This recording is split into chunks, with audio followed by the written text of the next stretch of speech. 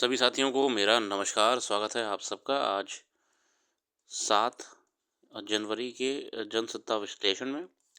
आइए शुरू करते हैं आज का जनसत्ता विश्लेषण। प्रथम पृष्ठ पे खबर आती है, भारतीय रिज़र्व बैंक ने खरीदा 8 टन सोना।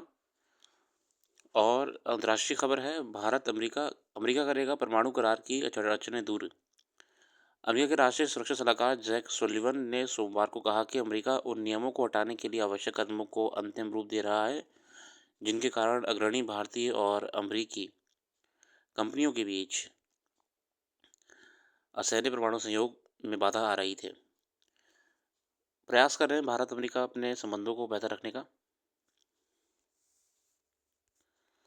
दुनिया भर में केंद्रीय बैंकों ने नवंबर 24 में अपने भंडार में सामूहिक रूप से 53 टन सोना जोड़ा, जिसमें भारतीय रिजर्व बैंक का भी 8 टन सोना शामिल था। रिपोर्ट के मुताबिक वर्ष 24 में अधिकांश उभरते बाजारों के केंद्रीय बैंक वैश्विक आर्थिक अनिश्चितता के माहौल में एक स्थिर एवं सुरक्षित संपत्ति की ज़रूरत को देखते हुए सोने का खरीदार बन रहे हैं। देखिए, कोई नई बात नहीं है। केंद्रीय बैंक होते हैं, ये अपनी इन्वेस्टमेंट्स विदेशी बाज़ारों में भी रखते हैं और सोने के रूप में, इन्वेस्टमेंट्स के रूप में, फॉरेक्स रिजर्व्स के रूप में। तो सोना खरीदना एक आर्थिक स्थिरता बनाए रखने का ही तरीका है। मुद्रास्फीति या मौद्रिक नीति में मुद्रास्फीति का ज़्यादा असर ना हो, उसके रूप में एक एक कवच के रूप में काम करता है, अगर आपके पास रिज़र्व में गोल्ड वगैरह रखा हो तो। शुरू करते हैं आज का संपादकीय। परिचय के नाम पर प्रताड़ना का दंश। ये लेख लिखा है योगेश कुमार गोयल साहब द्वारा।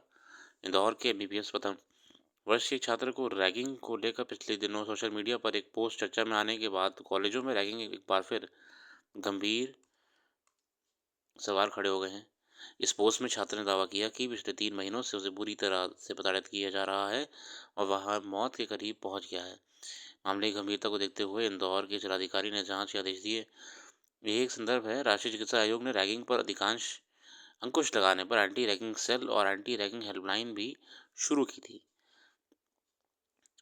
सजा के तौर पर दोषी छात्रों के 3 साल जेल और जुर्माना प्रावधान है। नियमों का पालन न करने वाले संस्थानों की मान्यता भी रद्द हो सकती है। हैरानी की बात यह है कि इतना सब कुछ होने के बावजूद रैगिंग थम नहीं रही।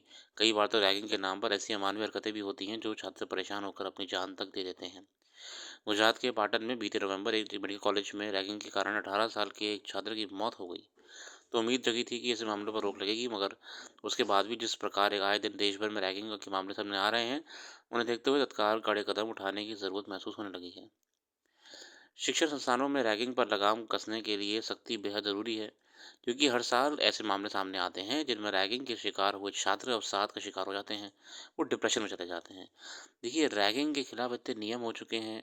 आप अगर आप किसी भी यूनिवर्सिटी के हॉस्टल में जाएंगे तो आपको बाहर दीवारों पे बड़े बड़े पेंट पेंट करे हुए पोस्टर लगे हुए मिलेंगे कि रैगिंग कानूनी अपराध है। एंटी रैगिंग नंबर दे रखे होंगे। कॉलेज के रैगिंग जो सुपरवाइज़र होंगे, जो देखेंगे इस क्षेत्र को, उनका नंबर भी दिया होता है। वार्डन्स का आप संपर्क करिए 24/7।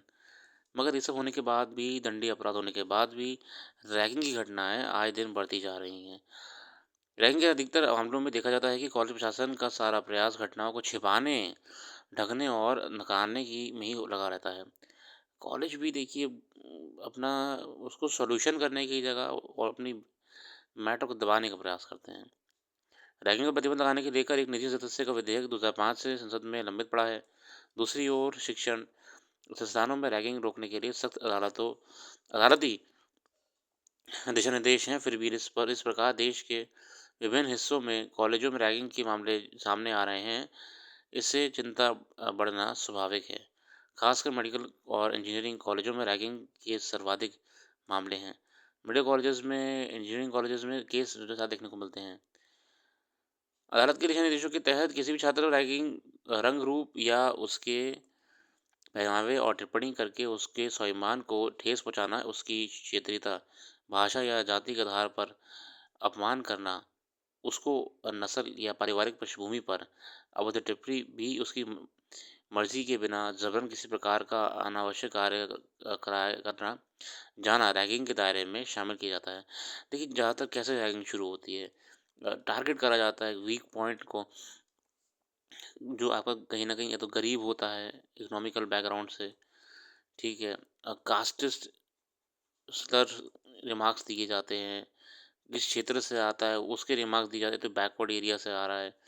मतलब बहुत टॉर्चर, मेंटल टॉर्चर करा जाता है, ठीक है?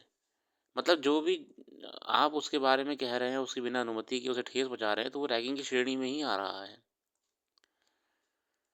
विश्वविद्यालय अनुदान आयोग ने भी रैगिंग के खिलाफ सख्त नियम बनाए हैं। वर्ष 2001 में सुप्रीम कोर्ट ने कृष्ण समिति की सिफारिश के आधार पर रैगिंग पर प्रतिबंध लगाते हुए इसके लिए कठोर सजा का प्रावधान करते हुए अपने आदेश में स्पष्ट कहा था कि शिक्षा परिसरों में रैगिंग रोकना शिक्षा संस्थानों को नैतिक ही नहीं कानूनी दायित्व भी है। तो यहाँ पे हम देख रहे हैं कि उन्नी कृष्णन समिति का जिक्र हो रहा है। विश्वविद्यालयों में इसको एड्रेस करा गया था कि रैगिंग पे प्रतिबंध लगाया जाए। उन्नी कृष्णन कमेटी।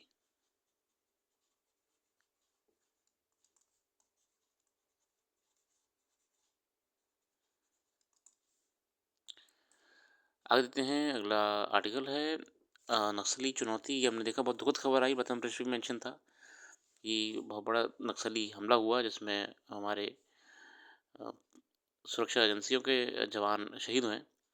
दुर्भाग्य है इतने सालों बाद भी नक्सलियों का हौसला इतना मजबूत है, देश में इतनी मजबूत सरकार होने के बाद भी। नक्सलवाद का उभार आदिवासी इलाकों में जल, जंगल और ज़मीन की सुरक्षा के लिए हुआ था, मगर अभी वहीं जिस रूप में अपनी जड़ें जमा चुका है, वह आतंकी गतिविधियों की शक्ल उख्तियार करता गया है। अब तो उनमें सरकार के साथ बातचीत का रुख भी नज़र नहीं आता। अगर उन तक अत्याधुनिक हथियार और विस्फोटक पहुंच रहे हैं, तो जाहिर है उनके पास बाहर से वित्तीय मदद भी पहुंच रही है। इन सबके रास्ते सुरक्षा बलों और खुफिया तंत्र की नज़र से कैसे ओझल बने गए हैं, समझ से परे है। देखिए, हमारे देश में पूरा तंत्र है, इंटेलिजेंस है, पुलिस है, एडमिनिस्ट्रेशन है, फिर भी वो चंद लोगों को नहीं ढूंढ पा रहे हैं जो कि ये वायलेंस क्रिएट करते हैं। और इस नाकामी की वजह से ही हमारे सुरक्षा बलों के जवान शहीद हो रहे हैं। नस्लवादी खात्मे का भरोसा अब तक नहीं किया जा सकता जब तक कि उन तक पहुंचने वाली वित्तीय मदद, हथियार, विस्फोटक और अत्याधुनिक सूचना तकनीक आदि पर अंकुश न लगा दिया जाए। अगला आर्टिकल है, जो बहुत दुखद आर्टिकल था, मुकेश चंद्राकर साहब को लेकर था। बहुत ही बढ़िया पत्रकार, इंडिपेंडेंट जर्नलिस्ट था। यंग यंग थे बहुत, और बिल्कुल बेबाक तरीके से आवाज़ रख उठाते थे अन्याय के खिलाफ। दुखद ये हुआ कि उनको बहुत ही निर्मम तरीके से, बुरी तरीके से मारा गया एक ठेकेदार के द्वारा, और बाद में शव को सेप्टिक टैंक में डाल दिया गया था। बहुत ही बर्बरता के साथ हत्या की गई थी। कानून व्यवस्था और कानून, सवाल है कि राज्य में कानून व्यवस्था की क्या स्थिति है कि कोई ठेकेदार बिना किसी बाधा के अपने भ्रष्ट गतिविधियां चलाता है और उससे किसी तरह की कानूनी रोक-टोक का सामना नहीं करना पड़ता। यही नहीं, सच के लिए जोखिम उठाने वाले एक पत्रकार की हत्या कर दी गई। साफ है कि ये एक और भ्रष्ट के खिलाफ सरकार के ढीले-ढाले रवैये का सूचक है। तो दूसरी ओर राज्य की कानून व्यवस्था की लाचारगी का भी सबूत है कि बर्बरता से पत्रकार की हत्या करने वालों को किसी का खौफ नहीं था। यह घटना बताती है कि दूर-दराज के इलाकों में खबरें निकालने के काम में जुटे पत्रकारों पर हर समय किस स्तर का खतरा मंडराता रहता है। सरकार की लाचारगी और कानून व्यवस्था के खोखलेपन का आलम यह है कि वह उन तो ना तो भ्रष्ट और आपराधिक तत्वों पर नकेल कस पाती है और ना ही उनकी गतिविधियों को दुनिया के सामने लाने वाले पत्रकारों की सुरक्षा मुहैया करा पाती है। कानूनी व्यवस्था थोड़ी सी डाउन चल रही है।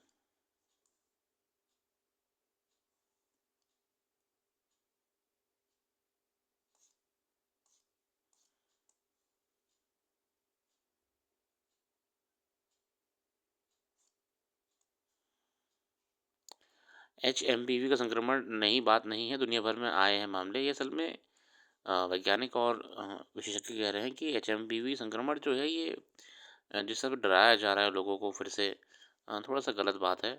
कुछ एजेंसीज ये गलत काम कर रही हैं डराने का। ऐसे बहुत वायरस हैं, बस बहुत ही सीरियस सीरियस वायरस हैं, इनके केस पूरे साल आते ही रहते हैं। फिलहाल इसी के साथ आज के लिए रखते हैं। आप डिटेल में करंट अफेयर्स पढ़ने के लिए हमारी वेबसाइट को भी विजिट कर सकते हैं, उसका लिंक डिस्क्रिप्शन में मौजूद है। Subject wise, topic wise categorise करके आपके लिए करंट अफ़ेयर्स हमने शॉर्टलिस्ट करी हुई है। अपना समय निकाल के ज़रूर देखिएगा। Thank you.